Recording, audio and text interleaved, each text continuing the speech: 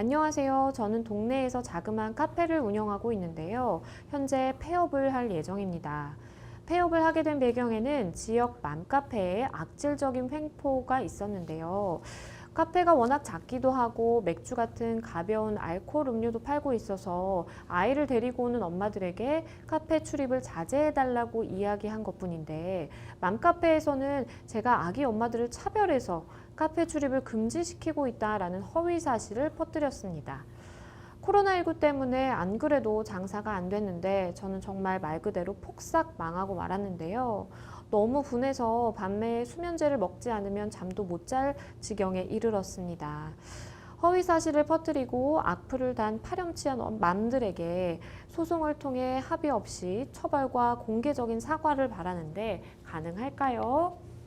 정말 코로나19 때문에 많은 자영업자분들이 힘든 상황이 계속 사실 되고 있어요. 근데 일단 맘카페에서 굉장히 악의적인 이 카페에 대한 글이 올라왔고 결국에는 좀 폐업을 하게 되신 상황입니다.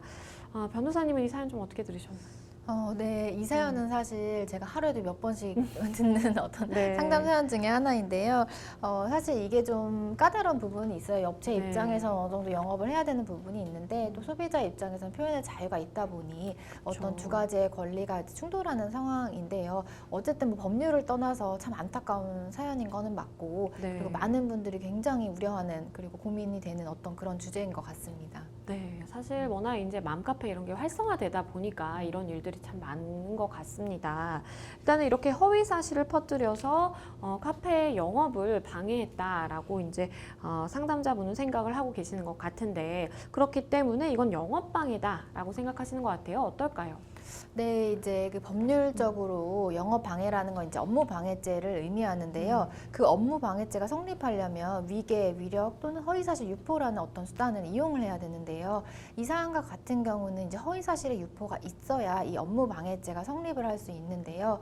또 좀 안타깝게 사실 이제 이 업무 방해죄라는 부분에서 허위사실 유포라는 거는 사실 그 중요한 부분이 객관적으로 허위임을 본인이 인식을 하고 이제 허위사실임을 밝혀야 되는 부분이 남는데요.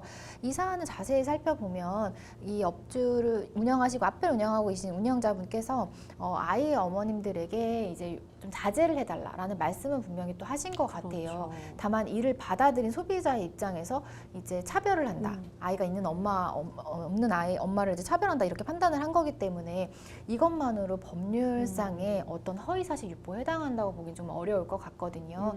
그래서 이제 업무 방해죄로 고소는 조금 어려울 것 같습니다. 그렇다면 만약에 뭐 상담자분에 대해서 모욕적인 뭐 언행을 했다라든지 그 맘카페 내에서, 그리고 뭐 신상 털기를 했다라든지, 그렇다면은 혹시나 좀 이야기가 달라질 수 있을까요? 네, 이제 만약에 그 카페 운영하시는 상담자분에게 모욕적인 발언을 했다거나 뭐 욕설을 했다고 하면 이는 이제 모욕죄로 고소를 할 수가 있고요. 더불어서 신상 털기를 해서 뭐 사실관계라고 하더라도 비방의 목적으로 상담자분에 대한 어떤 사실이나 허위 사실을 적시를 했다고 하면 이것은 또한 정보통신망법 위반 명예훼손이라는 이제 범죄에 해당할 수 있기 때문에 고소를 고려해 볼 수 있습니다. 그렇다면 사실 상담자 입장에서는 그 맘카페 회원들에게 뭔가 나는 소송을 하겠다, 소송을 불사하겠다라는 생각을 갖고 계신데, 그렇다면 그 소송을 좀 준비하기 위해서 어떠한 증거들을 수집하는 게 좋을까요? 네, 이제 사이버상의 게시글 같은 경우에는요, 가장 중요한 것이 이제 URL인데요. 그 게시글을 게재를 했다가 삭제하는 경우가 많고, 그렇죠. 수사 협조가 안 되는 경우도 많기 때문에 반드시 캡처 사진 외에도 URL을 좀 보관을 하시는 게 좋고요.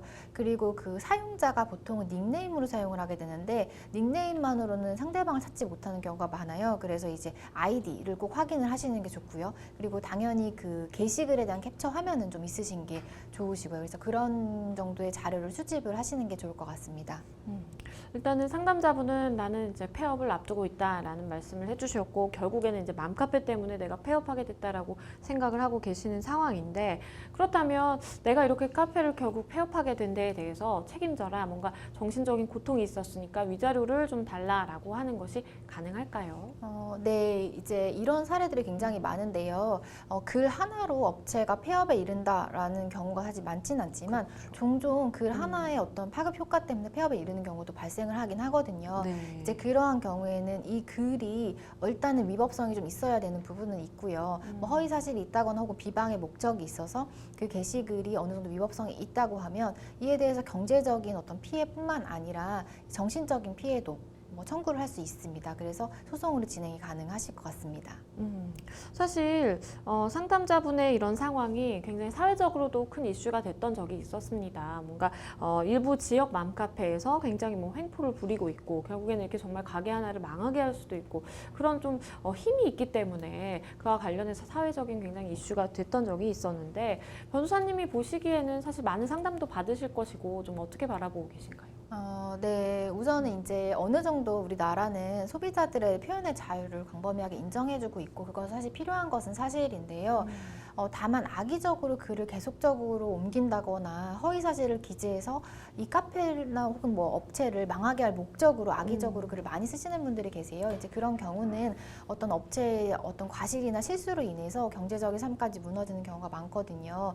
다만 이제 이러한 글을 작성을 하더라도 실제로 실무상 처벌 수위가 벌금형에 그치다 보니까 그 업체를 망하게 하고 나는 벌금을 내면 되지 뭐 이렇게 생각하시는 분들 많으시거든요. 그래서 어느 정도 제가 볼 때는 이러한 가행위가 좀 심각하거나 피해를 크게 미친다고 하면 처벌의 형량을 좀 높이는 것도 중요할 것 같고 이제 손해배상의 금액도 좀 광범위하게 인정하는 게 좀 필요하다고 생각을 합니다.